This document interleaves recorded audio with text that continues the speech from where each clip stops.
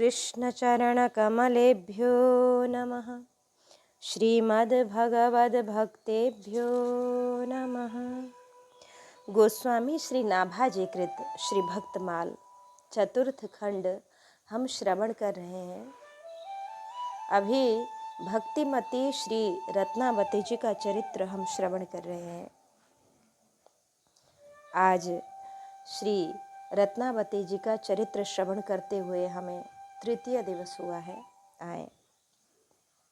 आगे का शेष प्रसंग अब हम श्रवण करें कि एक एव सुहृद धर्मो निधनेप्यनुयाति यः शरीरेण समं नाशं सर्वमन्यत्तु गच्छति।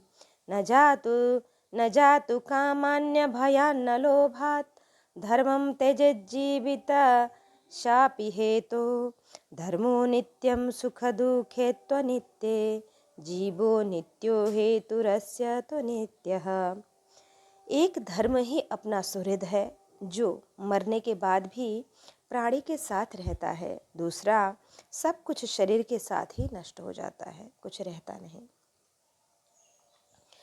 कि अतः स्वधर्म का नाश कभी नहीं करना चाहिए। पुनः विषय सुख की कामना से, डर से, लोभ से अथवा प्राणों की ममता से भी धर्म का त्याग कदापि नहीं करना चाहिए, क्योंकि धर्म नित्य है, सुख दुख क्षणिक है, जीवात्मा नित्य है, इसका जन्म लेना और मरना अनित्य है। कि श्री प्रेम सिंह जी के पत्र का तात्पर्य यह है कि यतो धर्मस्ततो जयः। यदि आप अपने वैष्णव धर्म का त्याग न करेंगी तो आपकी विजय होगी। यदि आप धर्म की रक्षा करेंगी तो वह रक्षित धर्म आपकी रक्षा करेगा। प्रहलाद जी, कबीर जी, यवन हरिदास जी आदि ने अपने धर्म को नहीं छोड़ा, प्राणों की बाजी लगाकर उसकी रक्षा की। धर्म के लिए संकट सहने वाले, मरने वाले अमर होते हैं। शिबी दधीची हरिचंद नरेसा सहे धर्म हित कोटि कलेसा। रंति देव बलि भूप सुजाना धर्म धरे सही संकट नाना। श्री कबीर दास जी कहते हैं कि प्रेम प्राप्त करने के लिए सिर उतार कर अर्थात समर्पित कर इस महल में, इस भक्ति पथ पर आओ, तभी सच्चे प्रेम की प्राप्ति होगी। कि जो तुम्हें प्रेम मिल नदा चाव शीस उतारे महल में आओ। कि उतर न दे प्रेम रसमाती दीपक जरे बभू के बाती। कि प्रेम खिलत है केते सिरहारे जे खेले ते जुगते न्यारे। कह कबीर हम प्रेम समाना, प्रेम समान और नहीं जाना। राखो तजी प्राण को, प्राणों के लोभ को छोड़कर प्रेम की रक्षा करनी चाहिए। धन दे नीके राखो तन, तन दे राखो लाज। लाज प्राण तज दीजिए एक प्रेम के काज। ओहो। कि नेह करे तो बावरे करी तो रेते कूर। धूर निर्वाहे जे को ते प्रेमी सूर। अर्थात शरीर की रक्षा के लिए धन, लज्जा की रक्षा के लिए तन, इसका त्याग करना चाहिए। कि पर तन धन और प्राणों को भी त्याग कर प्रेम की रक्षा करनी चाहिए। स्नेह करके फिर छोड़ना क्रूरता है और अंतः तक उसका निर्वाह करना सूरता, वीरता है। रहे अब मोदी के ही प्रेम। प्रेम सिंह जी को सभा में उनके पिताजी ने मोदी को विरूप भयो ऐसा कहा। कंठी तिलक युक्त रूप उन्हें कुरूप लगा। इसका कारण यह कि वे क्रोधावेश में थे, अन्यथा यह रूप विशिष्ट रूप है, परम दुर्लभ है। मोड़ा बैरागी बनना सहज नहीं है। इस पर एक दृष्टांत है रोजन गांव के ब्राह्मण का। कि रोजन गांव में एक ब्राह्मण नित्य बात बात पर पत्नी से लड़ते और कहते कि नहीं मानोगी तो संतोबाजी के पास जाकर विरक्त बनकर भजन करूंगा। पत्नी इस धमकी से परेशान हो गई। एक दिन संतोबाजी भिक्षार्थ द्वार पर आए। विप्र पत्नी ने अपना दुख सुनाया। संतोबाजी ने कहा, अब जब भी वह ऐसा कहे तो तुम कहना कि अभी जाओ, मेरे पास आएगा तो मैं उसे ठीक कर दूंगा। संतोबाजी के पास जाने पर ब्राह्मण आया और भोजन में विलंब देखकर बिगड़ा और वही पुराना वस्त्र चलाया कि समय से भोजन न मिला तो घर छोड़कर बैरागी बन जाऊंगा। पत्नी ने कहा, देर मत करो, अभी चले जाओ। ब्राह्मण चक्कर में पड़ गया। लोटा धोती ली, कुर्ता टोपी पहनी और संतोबाजी के पास आकर बोला कि मुझे विरक्त शिष्य बना लो। संतोबाजी ने स्वीकार कर लिया। ब्राह्मण वहीं रह गया। संतोबाजी के आदेश से वह जल लाने नदी पर गया। इसी बीच उसके सब कपड़े फाड़कर संतोबाजी ने पेड़ पर लटका दिए। आया तो लंगोटी लगाने की आज्ञा दी। उसने लंगोटी लगा ली। अब उसे बड़ी भूख लगी और सायं को संतोबाजी ने उसे कुछ कंदमूल दिए और स्वयं खाने लगे। तो वह बोला कि ये तो कड़वे लगते हैं, कोई मीठी चीज़ दीजिए। संतोबाजी ने नीम की पत्ती तोड़कर दे दी। उसे खाकर वह बोला, यह तो और ज़्यादा कड़वी है, इससे मेरा मुख खराब हो गया। दूसरे दिन भी वही भोजन देखकर रोने लगा। घर पर सूखी ही सही देर सवेर मिल तो जाती थी, मैं किस आफत में पड़ गया। संतोबाजी ने कहा, जब वैराग्य के पहले पाठ के पढ़ने में ही तुम रोने लगे, तब पूरा पोथा कैसे पढ़ पाओगे? घर में शांति से क्यों नहीं रहते हो? बार बार विरक्त संत बनने की धमकी क्यों देते हो? विरक्त बनना सहज नहीं है। अब तो उसने संतोबाजी के चरणों में पड़कर क्षमा मांगी और प्रतिज्ञा की कि अब बैरागी बनने की झूठी धमकी कभी न दूंगा। लंगोटी पहने हुए उसे उसके घर लाए। पत्नी से पहनने के लिए धोती दिलवाई और कहा, अब इसे घर में रहने दो, अब ये झूठी धमकी न देकर शांति से रहेगा। ब्राह्मण सुख से घर में रहने लगा। कि वैराग्य कठिन है, पर संत भगवंत की कृपा से श्री रत्नावती जी को सरल हो गया कि लिख्यो दे पठाए बेगी मानस ले आए जहाँ, रानी भक्ति साने हाथ दही पाती बाँचिए, आयो चढ़ी रंग बाँची सुत को प्रसंग बार, बीजे जे फूलेल दूर किए प्रेम साचिए, आगे से बापाक निशी महल बसत जाए, ल्याए याही ठोर प्रभु नीके गाय नाचिए, नृप अन्न त्यागी दियो दियो लिखी पत्र पुत्र, भई मोड़ी आज तुम हित करी जाचिए। कि श्री प्रेम सिंह जी ने पत्र लिखकर तीव्रगामी दूतों के द्वारा माताजी के समीप भेज दिया। वे पत्र लेकर आमेर आए और उन्होंने भक्ति रंग में रंगी रानी के हाथ में पत्र दिया। रानी ने उसे पढ़ा और उसमें लिखे प्रसंग को पढ़ते ही उन्हें प्रेम का आवेश आ गया। उनमें सच्चा प्रेम था, अतः उन्होंने इत्र फुलेल से भीगे अपने सिर के बालों को मुड़वा दिया और मुंडी वैरागिन बन गई। इसके पहले ये संतों को प्रसाद पवाकर तथा उनके साथ सत्संग वार्ता करके रात को राजमहल में जाकर रहती थी, परंतु अब अपने श्री ठाकुर जी को संत निवास में ही ले आई और वहीं उनकी सेवा पूजा नृत्य गान करने लगी।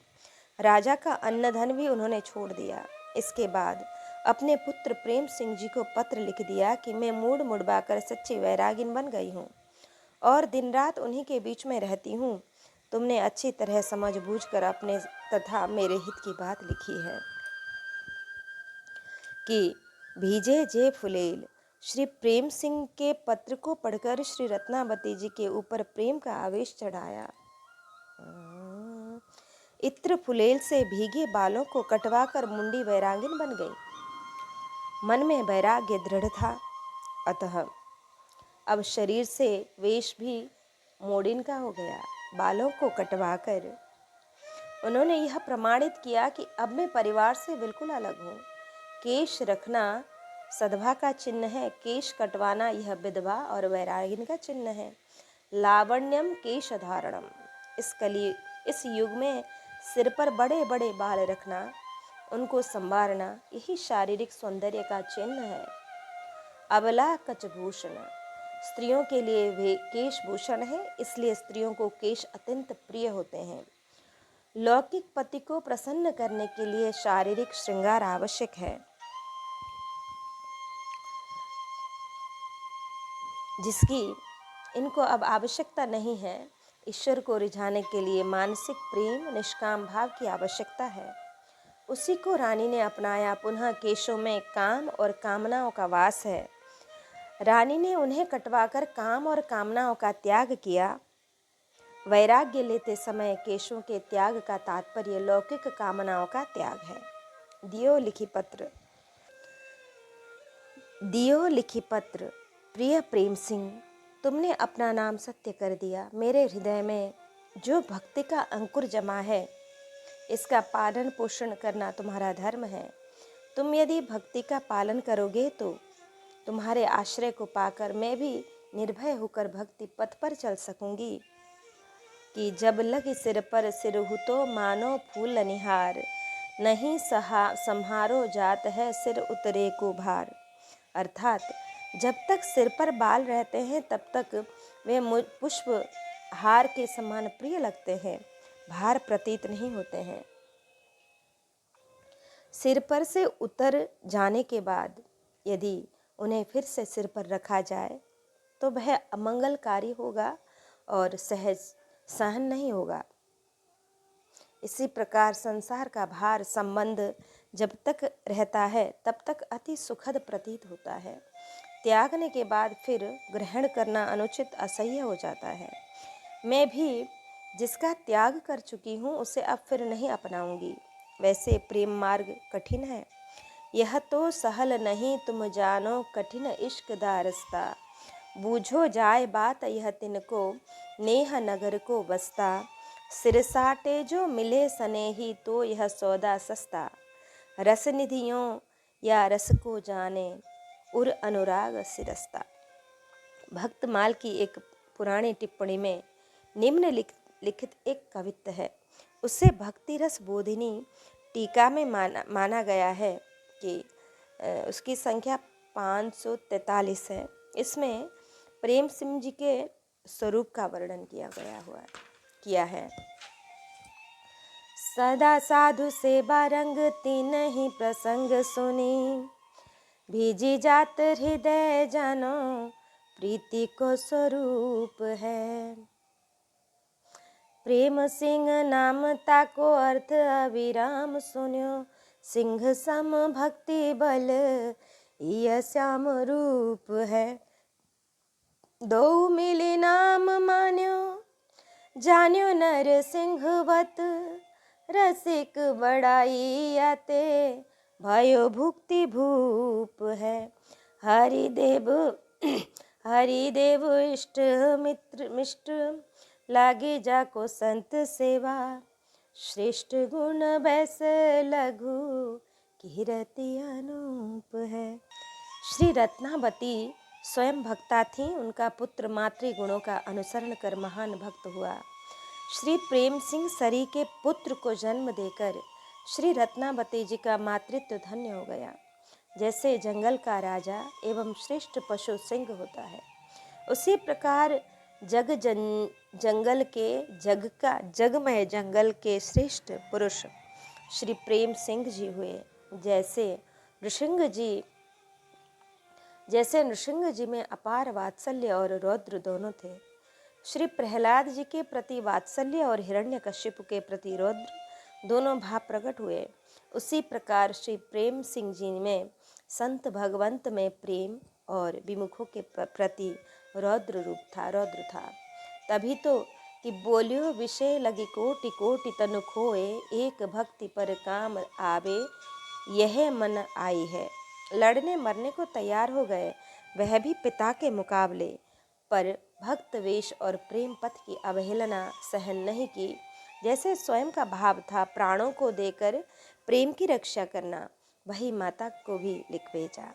माता का उत्तर पाकर नौबत बजवाना की बधाई बांटना, यह दृढ़ प्रेम का प्रतीक है। इसलिए प्रेम सिंह जी का नाम गुण के अनुरूप था। साधुओं की सेवा, कथा श्रवण और सत्संग में इनका बड़ा भारी प्रेम था। छोटी आयु में ही इन्होंने श्रेष्ठ गुण और कीर्ति को प्राप्त कर लिया था। प्रेम साचिए, फुलेल से भीगे घुंघराले केशों को कटवाना, महलवास त्याग कर संत निवास में अपने श्री ठाकुर जी की सेवा करना, वहीं नृत्य गान करके भगवान को रिझाना और राजा के अन्न का त्याग करना, ये सब रानी ने सच्चे प्रेम के कारण किया। राजा के अन्न धन को छोड़ने के बाद अपने पिता के द्वारा दिया हुआ जो धन था, उससे रानी अपने ठाकुर की और संतों की सेवा करने लगी। अभक्त राजा का अन्न त्याज्य है, क्योंकि कर और दंड आदि से उसका संग्रह होता है। लोग विवश होकर कष्ट मान कर देते हैं, अतः वह तामसी है। उसके सेवन से तमोगुण की वृद्धि होती है। इसलिए बुद्धिमान लोग वैष्णवों से मांगकर अन्न जल लेते हैं। उसमें उसको लेने से पापों का नाश होना स्वाभाविक है और हो जाता है, क्योंकि वह भगवत प्रसाद होता है कि शुद्धम भागवतस्यान्न शुद्धम भागीरथम जलम शुद्धम विष्णु परिक्षिप्तम शुद्धमेकादशी व्रतम। वैष्णवों का अन्न, गंगा जल, भगवान का प्रसाद और एकादशी व्रत, ये सब शुद्ध है और जो कोई इनका सेवन करे उसे भी शुद्ध करने वाले हैं। अतः रानी ने राजा के अन्न का त्याग किया। इस संबंध में द्वितीय खंड में शिलोच्छ वृत्ति वाले ब्राह्मण का दृष्टांत हम देख सकते हैं। गए नर पत्र दियो, शीश सो लगाए लियो, बाची के मगन हियो, रिझी बहु दई है। नौबत बजाई द्वार बाटन बधाई काहू, नृपति सुनाई कही कहाँ रीति नहीं है। पूछे भूप लोग कहो, मिटे सब सोग भयो, मोड़ी के जू जोग स्वांग कियो बनी आई है। भूपति सुनत बात अति दुख गात भयो, लयो बेर भाव चढ़्यो त्यारी इत भई है। कि रानी श्री रत्नावती जी का पत्र लेकर दूत लोग गए और उन्होंने पत्र श्री प्रेम सिंह जी को दिया। उन्होंने उसे सिर से लगाया और पढ़कर प्रेमानंद में मग्न हो गए। आज से भगवत धामों में हमारी गिनती हो गई, यह मानकर मन में ऐसा उल्लास हुआ कि बहुत सी संपत्ति साधु ब्राह्मण और दीनों को बांटी, द्वार पर नौबत बजवाई तथा बधाइयाँ बंटवाई। किसी ने राजा से कहा, आज कुंवर प्रेम सिंह जी के यहाँ कोई उत्सव है? राजा ने कहा, कौन सा यह नया उत्सव हो रहा है, पता लगाओ। तब राजा के लोगों ने इनसे आकर पूछा तो उन्होंने उत्तर दिया कि अब हमारे सब दुख एवं शोक नष्ट हो गए, अब हम सचमुच बैरागिन के बेटा बन गए। हम इस योग्य नहीं थे, केवल स्वांग किया पर हमारी बात बन गई। माता जी ने बैरागिन का वेश धारण कर लिया है। यह बात जब राजा ने सुनी तो उसके मन में बड़ा दुख हुआ। क्रोधवश उन्होंने बैर भाव से श्री प्रेम सिंह पर चढ़ाई करके उनसे युद्ध की तैयारी कर ली। जब कुंवर प्रेम सिंह को यह बात मालूम पड़ी तो वे भी लड़ने मरने के लिए तैयार हो गए। बाँची के मगन ही हो। पत्र को पढ़ते ही प्रेम सिंह जी को माता की दृढ़ भक्ति का बोध हुआ, अतः मग्न हो गए। प्रेम सिंह जी के पत्र को पढ़कर माता रत्नावती जी और माता का पत्र पढ़कर श्री प्रेम सिंह जी को विशिष्ट प्रेम आवेश हो आया। नौबत बजाई बधाई बांटे कि नौबत बजाई द्वार बाटत बधाई कि गृहासक्त से अब बैरागी बन गए, दूसरा जन्म हो गया। अतः जन्म के समय जैसा उत्सव होना चाहिए वैसा उत्सव श्री प्रेम सिंह जी ने मनाया। पुनः माता जी संसार के बंधन से मुक्त हो गईं। उनके संबंध से हम भी मुक्त हो गए। अतः बंधन से मुक्ति मिलने पर जैसा आनंद होना चाहिए वैसा आनंद मनाया। जैसे विरक्त बनने पर भंडारा होता है, उसी प्रकार माता के विरक्त बनने पर सबका दान मान हुआ। श्री प्रेम सिंह जी के मन में पिता के प्रति भक्ति थी, अतः उन्होंने आर्य मोडिन के इस तिरस्कार वाक्य को सादर स्वीकार कर उपकार माना। यदि पिताजी ऐसा न कहते तो हम लोग वैरागी कैसे बनते। जैसे चिंतामणि की फटकार ने बिल्व मंगल जी को विरक्त बना दिया और उन्होंने उपकार माना, उसी प्रकार प्रेम सिंह जी ने भी भक्त का लक्षण यही है कि अवगुण में भी गुण ही ग्रहण करें, असार को त्याग दें। श्री प्रेम सिंह जी ने गुण ग्रहण किया। भक्तन को लक्षण यह है, दीन बचन सद्भाव, भलो चहे कुबचन सहे, गुण गहि तजे कुभाव। राजा ने तिलक कंठी धारण के गुण को त्याग कर अवगुण लिया, अतः उन्होंने उनमें वैर भाव आ गया। तभी प्रेम सिंह जी ने पिता का उपकार माना कि उन्होंने भक्ति पर प्राण अर्पण करने का अवसर दिया। इन कारणों से प्रेम सिंह मन में मग्न थे, उत्सव मना रहे थे।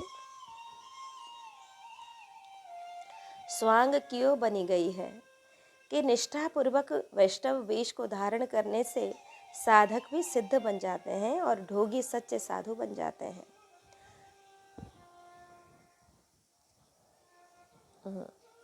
कि श्रद्धा से नहीं, हंसों को ठगने के लिए साधु वेश बनाने पर जब हंसों ने विश्वास किया, तब बधिकों ने उस वेश के प्रभाव को जाना और सच्चे संत बन गए।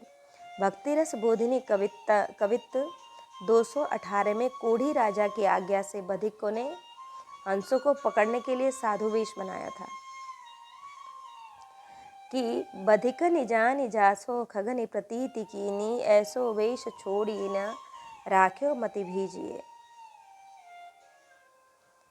वेश बनाकर वेशनिष्ठ राजा को ठगना चाहा, उसकी हंसी उड़ानी चाहिए। परिणाम यह हुआ कि भाड़ वेश गाढ़ो गयो तरस परस उपजी भगति।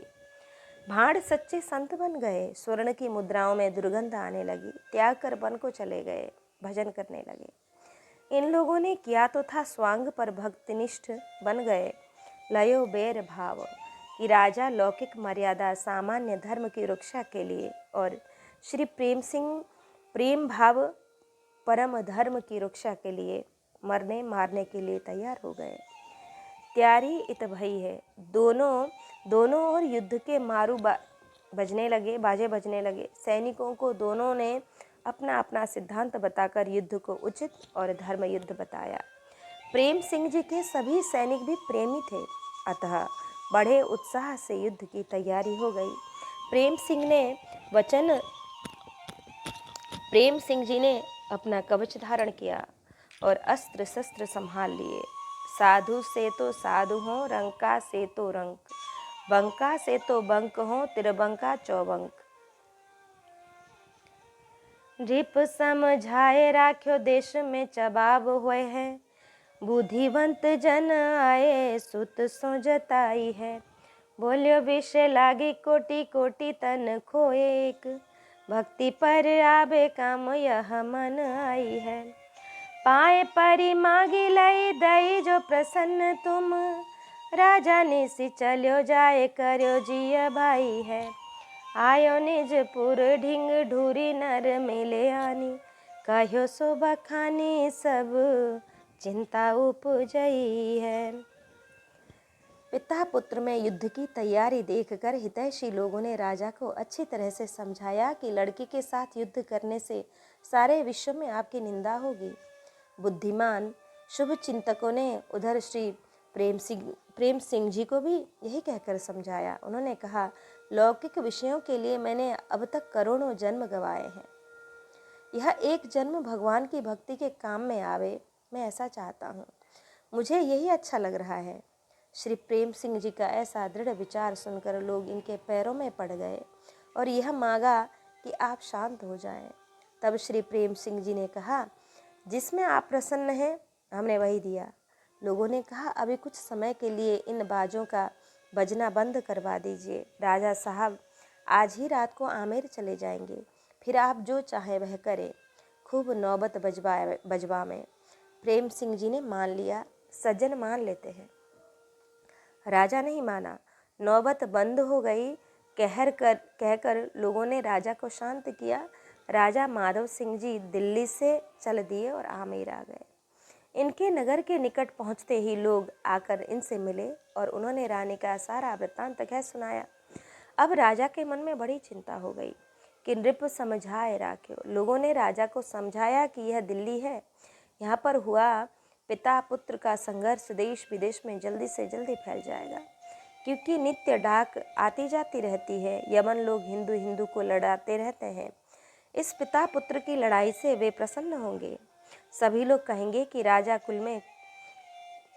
के कुल में तिलक कंठी के भक्त श्री भगवान दास जी थे। उन्होंने अपना सिर कटाना अच्छा समझा, पर तिलक कंठी को नहीं छोड़ा। ये ऐसे हुए कि तिलक कंठी धारण करने वाले अपने लड़के से लड़ गए, उसे मार डालने को तैयार हो गए। लोग आपको विमुख और अवैष्णव कहकर निंदा करेंगे। यह युद्ध के बाद आपको पीछे पछताना होगा। बालक के अपराध को पिता क्षमा ही करता है। विषय लगी कोटि कोटि तन, क्षण भर में नष्ट हो जाने वाले शरीर से कर्तव्य धर्म का पालन कर महान पुण्य का संचय करना चाहिए। भगवान ने अर्जुन से कहा, इदृच्छया चोपपन्नम स्वर्ग द्वारमपावृतम सुखिनः क्षत्रिया पार्थ लभन्ते युद्धमेदृशम् अथ चित्मम् इमं धर्म्यं संग्रामं न करिष्यसि तथा स्वधर्म कीर्तिं च हित्वा पापमवाप्स्यसि। हे पार्थ, अनिच्छा से प्राप्त बिना मांगे मिले हुए ऐसे खुले हुए स्वर्ग द्वार रूप युद्ध को जो क्षत्रिय पाते हैं वे पुण्यवान और सुखी होते हैं।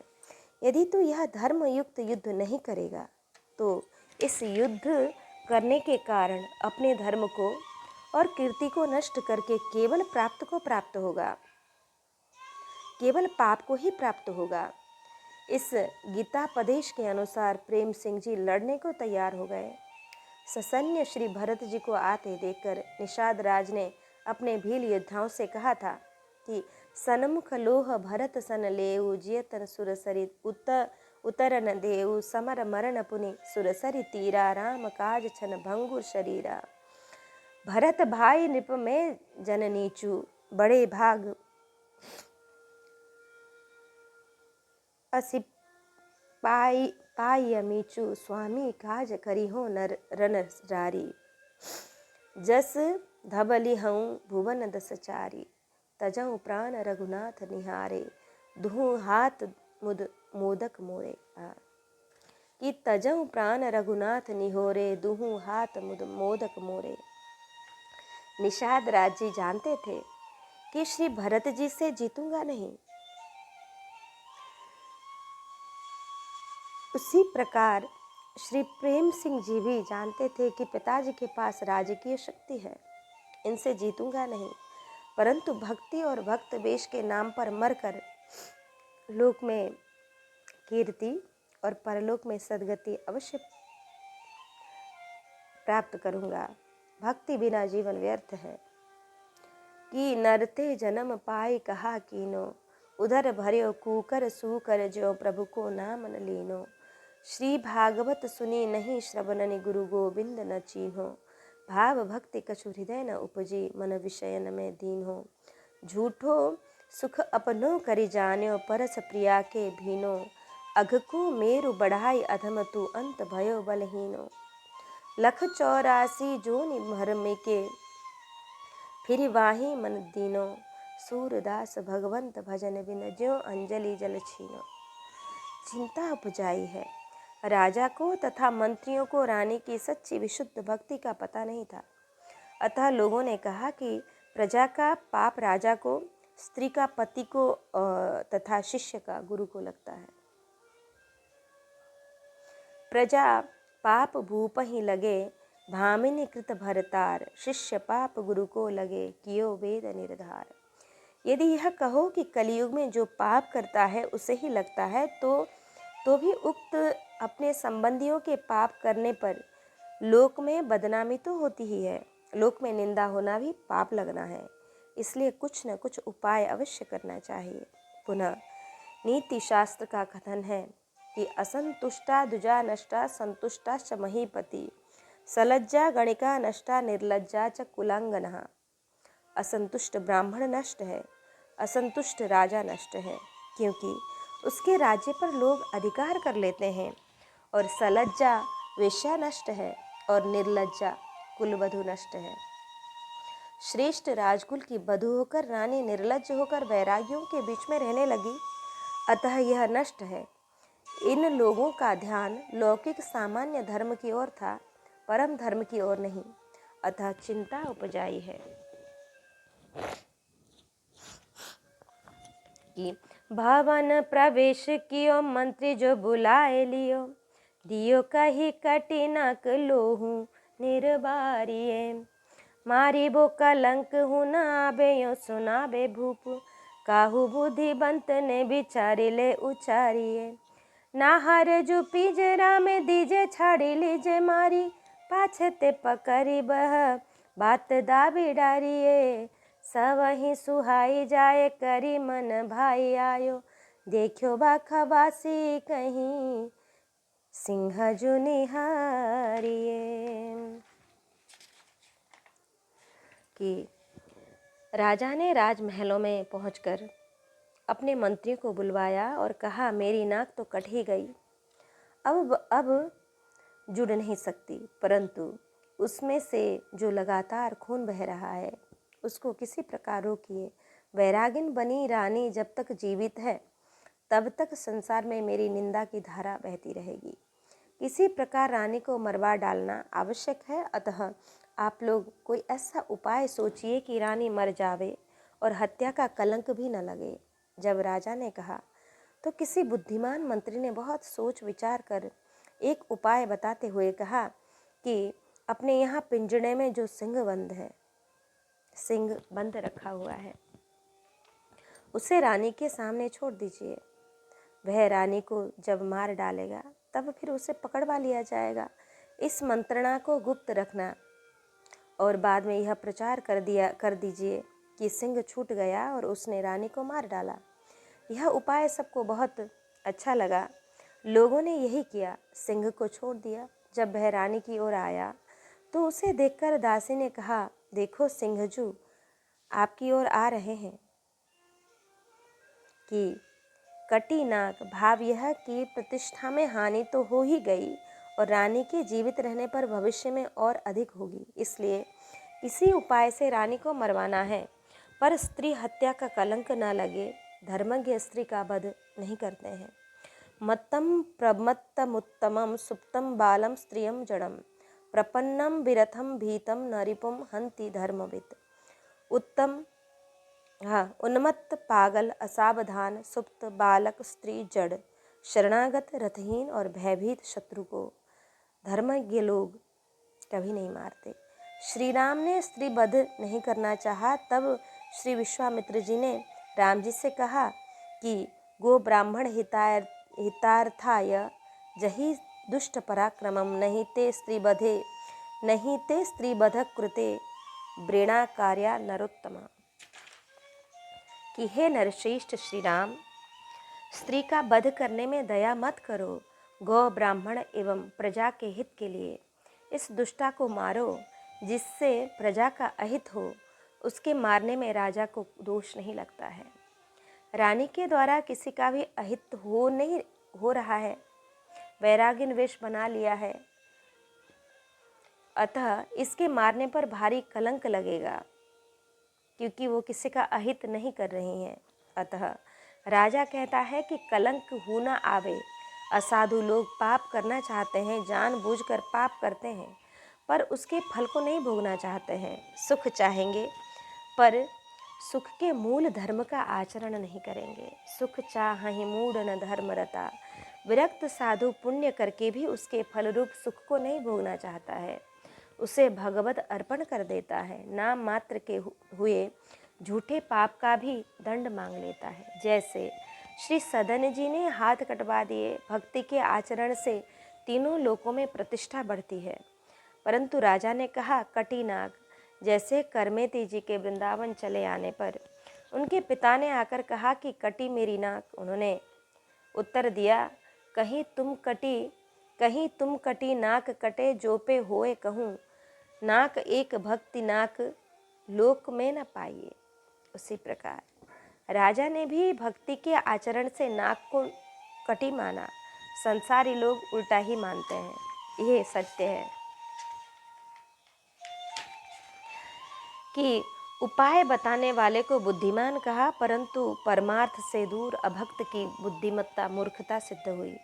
जैसे दुर्वासा ने कालकृत्या से भक्त अम्बरीश को जलाना चाहा था, परंतु भक्तापराध से चक्र उन्हें ही जलाने लगा, उसी तरह उपाय बताने वाले ने यह नहीं जाना कि सिंह हम लोगों को ही मार डालेगा। मायापति सेवक सन माया करत उलटी परे सुरसराया। शुक्राचार्य के पुत्र षंड और अमर्क ने श्री प्रहलाद जी को मारने के लिए कालकृत्या उपजाई। कालकृत्या ने प्रहलाद को नहीं मारा, उल्टे उन्हीं दोनों को मार दिया। जितने प्रतिकूल हैं उन्हें भी संत जन अनुकूल ही मानते हैं। परिणाम में भक्त का हित हुआ और दुष्टों का अहित हुआ। रानी की भक्ति सच्ची जानी गई। राजा को भी भक्ति में तथा भक्तों में प्रेम हो गया, अतः उसे बुद्धिवंत कहा। संतनि प्रभाव मणिकोठरी की तारी है कि एक कवित्व में सच्चे बुद्धिवंत थे। उन्होंने राजा को और प्रेम सिंह को समझा बुझाकर पिता पुत्र के युद्ध को रोका। यह सिंह से मरवाने की सलाह देने वाले सही अर्थों में बुद्धिवंत नहीं थे, मूर्ख थे। सबनि सुहाई इससे जनाया कि सभी सलाहकार चापलूस थे। उन्होंने जानते हुए यह नहीं कहा कि भक्त पुत्र को हिरण्यकश्यप ने मरवाना चाहा तो स्वयं मारा गया। एक तो स्त्री, दूसरे भक्ता, अतः मरवाना अनुचित है। कहीं सिंह जू निहारी।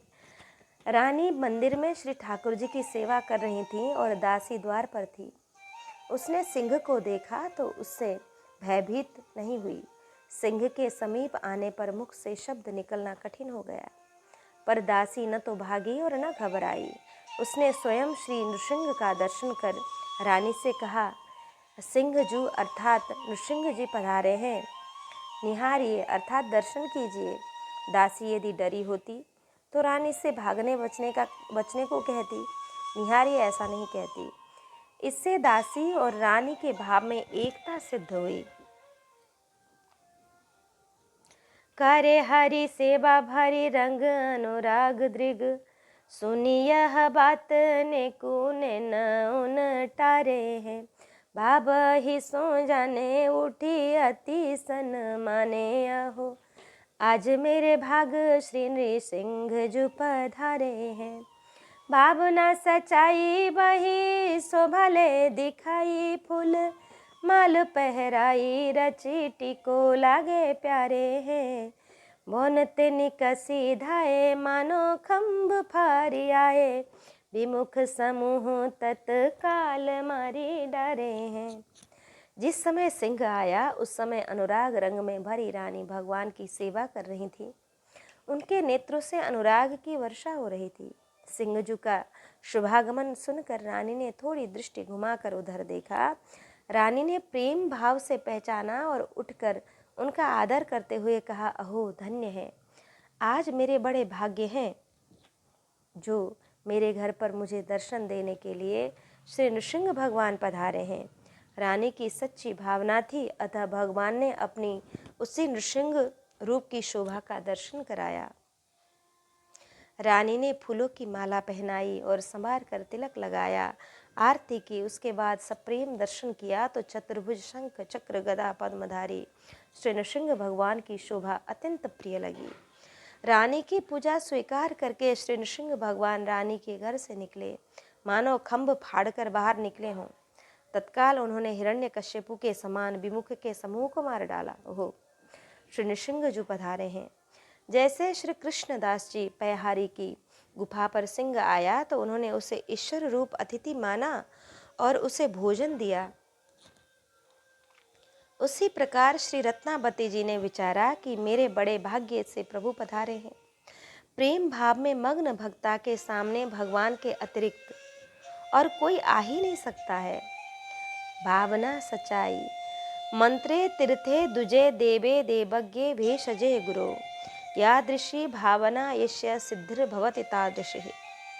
मंत्र, तीर्थ, ब्राह्मण, देवता, ज्योतिष, औषधि और गुरुदेव में जिसकी जैसी भावना होती है उसको उसी प्रकार की सिद्धि मिलती है। अर्थात वहाँ उसको उसी प्रकार के दर्शन होते हैं। श्री मीरा जी के भावना से विष अमृत और सर्प शालग्राम भगवान हो गए थे। श्री नामदेव जी को कुत्ता, अग्नि और प्रेत में भगवान के दर्शन हुए थे। श्री विभीषण जी ने नर को राम रूप माना। श्रद्धालु जन वानर में हनुमान जी और कछुआ मछली में भगवान को मानकर उनका समादर करते हैं। रानी को भगवान प्रिय लगे जैसे माता को पुत्र। भौन ते निकसी धाये। पुरानी टिप्पणी में लिखा है कि रानी के स्वागत को स्वीकार कर भगवान ने पूंछ हिलाई, प्रसन्नता व्यक्त की। पुनः पूंछ हिलाकर प्रभु ने चेष्टा द्वारा सूक्ष्म रूप से यह कहा कि मैं सब दुष्ट विमुखों को मारूंगा। यहाँ सूक्ष्म अलंकार है। चेष्टते रनु में यूर्थ सूक्ष्म इत्याभिधीयते। जहाँ अनुमान करने चेष्टा योग्य चेष्टा हो उसे तो सूक्ष्म अलंकार कहते हैं। जैसे कांता मायांतमालोक्य गता गुरुजना जनांतिकम करे कलितमभोजम संकोच यति सुंदरी। एक दिन श्री राधा रानी अपने पिता, चाचा आदि के समीप खड़ी थी, तो उसी समय उन्होंने अपने प्रियतम श्री कृष्ण को आया देखा। प्रगट वाणी से कुछ न कहकर अपने हाथ से कमल पुष्प को संकुचित कर दिया कि उससे यह भाव प्रकट हुआ कि कमल संकुचित होने पर रात्रि में मिलन होगा। श्री कृष्ण भगवान समझ गए। पुनः एक बार श्री राधा जी को मान हुआ, श्री कृष्ण हार गए, नहीं मना सके। तब एक सखी मनाने चली कि बांसुरी के बीच एक भोर डारी लाई सखी, मुदो पट पल्लव ले बुद्धि बल भारी सो, भनत पुराण या में आपू ही सुसुनी होत, कान दे के सुनो कहो राधा सुकुमारी सो। रिधि रिझि बार बार मन में मगन भई, आप तन चाही सुख ढांप्यो श्याम सारी सो। आचर में गांठी दे बिहसी उठी चली आली, प्यारी कहो आज यहाँ रहिए हमारी सो। श्री किशोरी जी के पास जब बंशी पहुंची तो उसने दूती का कार्य किया। शब्द श्री कृष्ण की प्रार्थना बन गया। यह मुरली प्यारे के अधरामृत का पान करने वाली है, ऐसा मानकर सापंत्य भाव आया और प्रीतम के अधरामृत के लोभ ने मान को दूर कर दिया। इसी बीच कुंज द्वार पर भगवान श्री कृष्ण आ गए। उन्हें देखकर श्री स्वामिनी जी ने नीली साड़ी से मुख ढक लिया और अंचल में गांठ लगा ली। इसके बाद वे उठकर चली गई। इन चेष्टाओं में सूक्ष्म अलंकार है। नीली साड़ी से मुख ढककर जनाया कि रात में शयन के समय पधारो। अंचल में गांठ देकर सूचित किया कि मेरी शपथ पूर्वक बात को गांठ बांध लो और आज रात में मेरी कुंज में निवास करना। इसी प्रकार ऋषिंग जी ने पूंछ हिलाकर कहा कि मैं इस बात को सत्य करूंगा कि जो अपराध भक्त कर करई, राम रोष पावक सो जरई। मेरे क्रोध में दुष्ट जलेंगे। रानी ने भगवान के विचार को समझकर प्रार्थना की कि प्रभु आप तो करुणामय हैं, आपके दंड में भी दया है, आप सभी का कल्याण करें। विमुख समूह तत्काल मारी डारे। श्री नृसिंह भगवान भवन से निकसी धाये अर्थात संत निवास से निकलकर महान वेग से चले। बड़े जोर से उन्होंने गर्जन किया। बाहर द्वार पर पिंजड़े के लोगों ने अड़ा रखा था, उसमें बंद करना चाहते थे, परंतु ये पिंजड़े में नहीं गए। वहाँ विमुखों का जितना समूह था सबको क्षणमात्र में चीड़ फाड़ कर मार डाला। राजा बंगले में बैठा था, उसकी ओर हुंकार और गर्जन करके उसे भयभीत किया। मारा इसलिए नहीं कि यह रत्नावती जी के शरीर का स्वामी है और मैं इनकी आत्मा का स्वामी, और मैं इनके आत्मा का स्वामी हूँ। भविष्य में यह भी रानी का भक्त बनेगा, अतः अवध्य है, इसे वध नहीं करना चाहिए। नृसिंहावतार की तरह वात्सल्य और रौद्र रसमय लीला करके भगवान अंतर्ध्यान हो गए, तत्काल मारी डाले हैं, ऐसा कहकर ईश्वरता प्रमाणित की। उपस्थित लोग अस्त्र शस्त्रों से सुसज्जित थे, पर उन्हें चला न सके। उसका कारण यह कि क्षण मात्र में मार दिए, निशाना नहीं लगा सके, क्योंकि लक्ष्य स्थिर न था। बिजली के बेग से प्रभु ने कार्य किया, उन्हें मारते किसी ने भी नहीं देखा। झुंड के झुंड मृतक दिखाई पड़े। भूप को खबरी भई रानी झुकी सुधी लई, सुनीनी की भांति आप नम्र होय के आए हैं।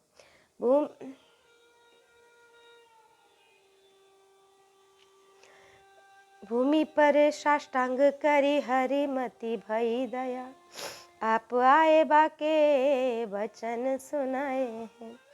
करत प्रणाम राजा बोलिया जुलाज जू, कौन एक फिरी देखो एक और ये लगाए हैं। बोलो नृपराज धन सब ही तिहारो धारो, पति पे न लोभ कहीं करो सुख भाए हैं। राजा को रानी का समाचार मिला।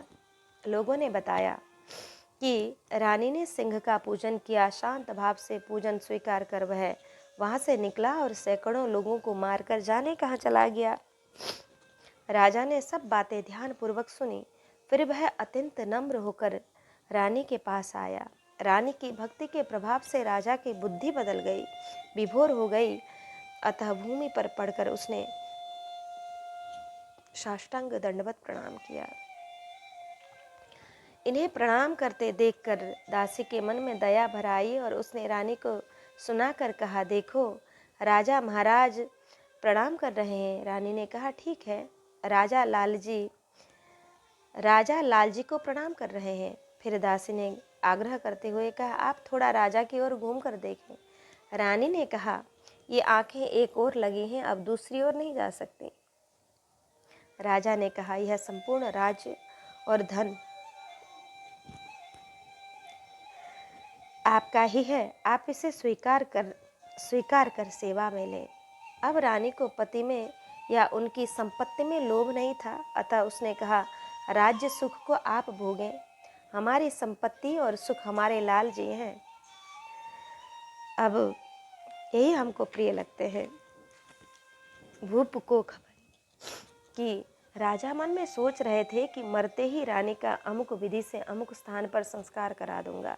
फिर रानी के शील स्वभाव की याद आती तो दुख होता कि रानी मारी जाएगी।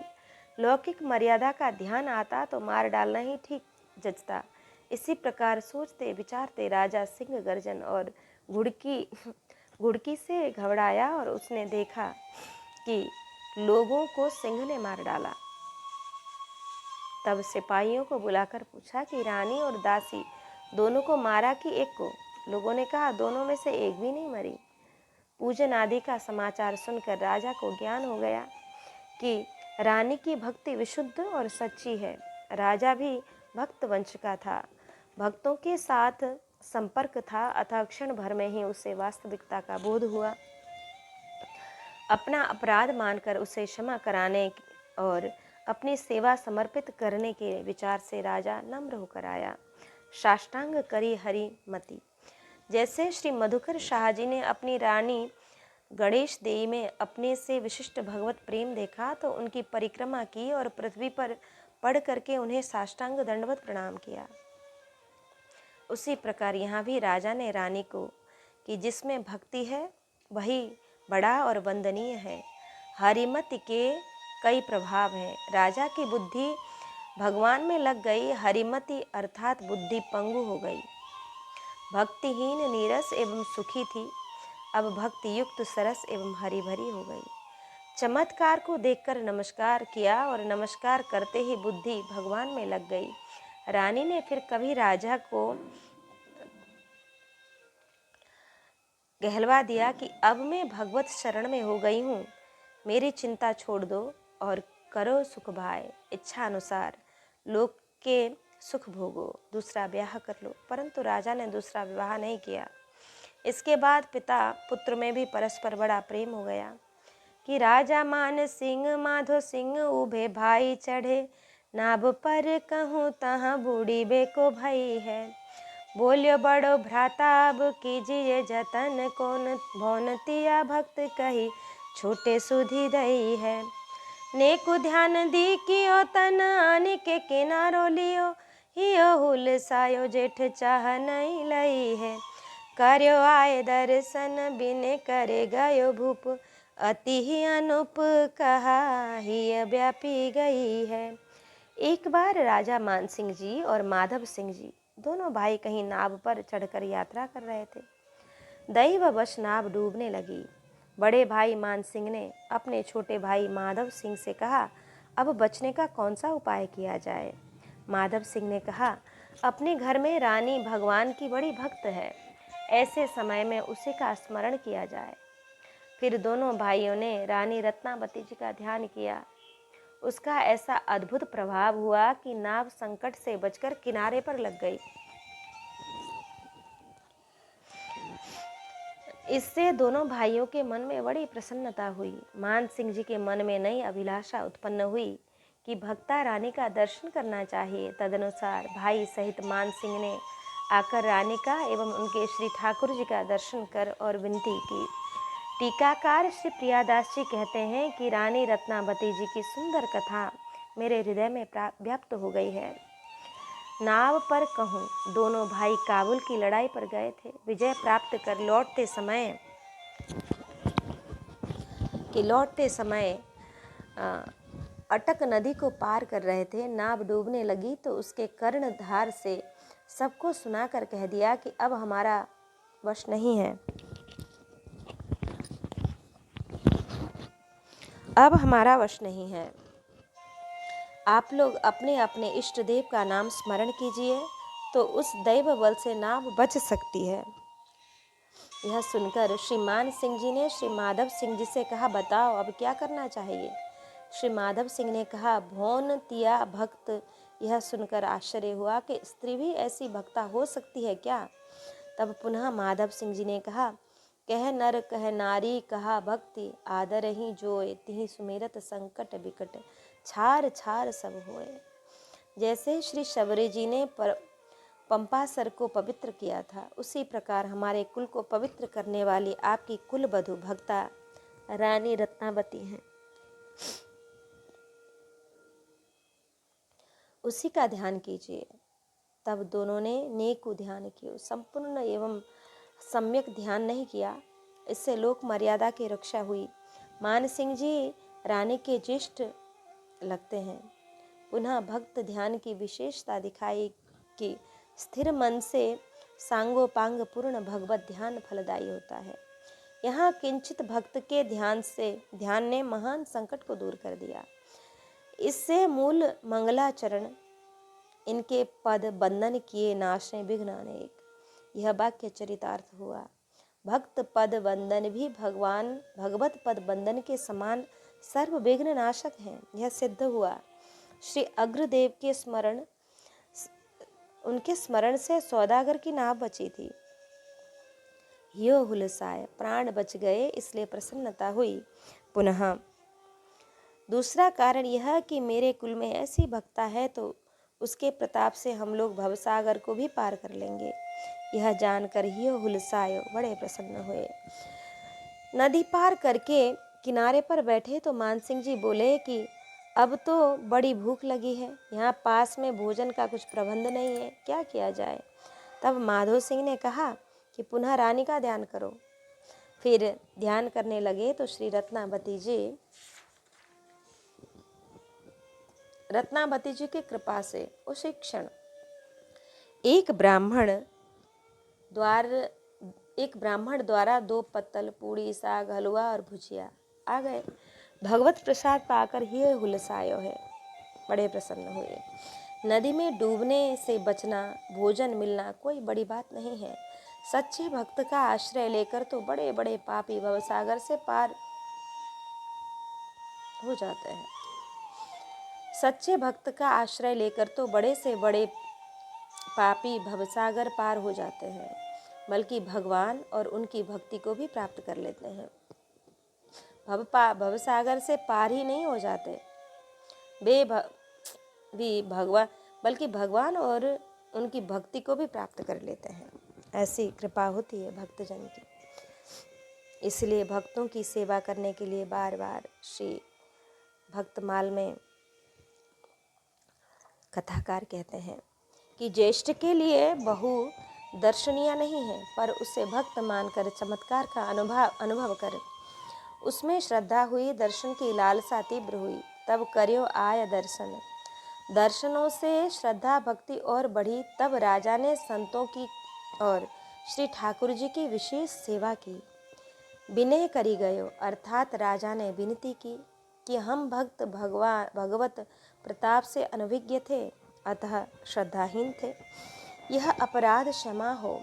इसके बाद राजा आमेर से दिल्ली को आए। बादशाह ने पूछा, संग्राम में विजय प्राप्त करके दूसरे सैनिकों को आपने दिल्ली भेज दिया और स्वयं सेनापति आप आमेर को क्यों चले गए? मुझसे मिलकर जाना चाहिए था। अकबर की यह बात सुनकर राजा ने सारा वृत्तांत निवेदन किया, जिसे सुनकर बादशाह ने कहा कि मुझे भी दर्शन कराओ, जिससे मेरा भी कल्याण हो। तब राजा ने कहा कि दर्शन 4 प्रकार के होते हैं: प्रत्यक्ष, मूर्ति, चित्र, स्वप्न और ध्यान। इनमें प्रत्यक्ष आदि दर्शन असंभव है, चित्र दर्शन संभव है।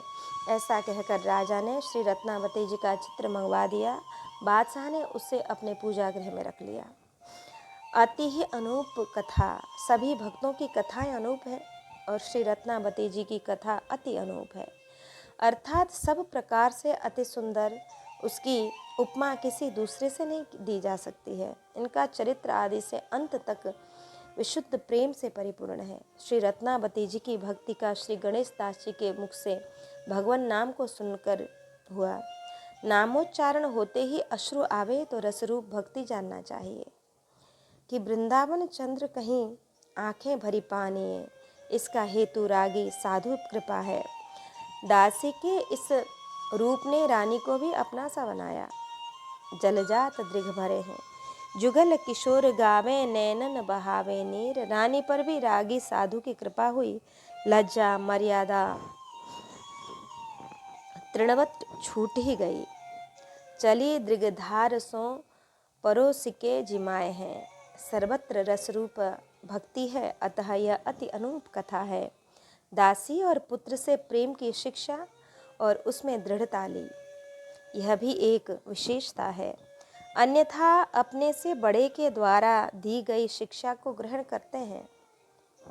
संत में भगवान दर्शन, संतों के बीच में दर्शन, श्रीमूर्ति में दर्शन, स्वप्न में दर्शन, ध्यान में दर्शन, और हिंसक भयंकर सिंह में भी दर्शन मिले। वासुदेव सर्वमिति स महात्मा सुदुर्लभः। सब कुछ वासुदेव ही है, ऐसा सहज बोध जिसे है वह महात्मा दुर्लभ है। सिंह में वासुदेव दिखाई पड़े, यह अनन्य अनुराग का फल है। स्वयं भक्ता बनी, अपने पुत्र, पति, ज्येष्ठ एवं समग्र प्रजा, राजा अकबर तक को भक्त बनाया। यह चरित्र की अति अनुपमता है। स्वयं आपने पति, लोक, लज्जा आदि का त्याग किया, परंतु दूसरी स्त्रियों को ऐसे त्याग पर निषेध लागू कर दिया। मेरी तरह पति आदि को वही स्त्री त्याग कर सकती है जो हिंसक भयंकर सिंह का प्रत्यक्ष पूजन करे। इन्हीं सब विशेषताओं को स्मरण कर श्री प्रियादास जी कहते हैं कि यह अति ही अनूप कथा सभी प्रेमी श्रोता वक्ताओं के तथा मेरे हृदय में व्यक्त हो गई है। इस प्रकार यह श्री रत्नावती जी का परम पवित्र चरित्र हमने श्रवण किया कि भगवान की कृपा के लिए सर्वप्रथम भक्तों के ही शरण में जाना चाहिए। जब संत जन कृपा करते हैं तो ठाकुर जी जल्द ही उनके ऊपर प्रसन्न होते हैं। इसलिए सर्वप्रथम सेवा भाव हो, संतों में बड़ी श्रद्धा हो और उनमें विश्वास हो, तभी भगवत प्राप्ति हो सकती है।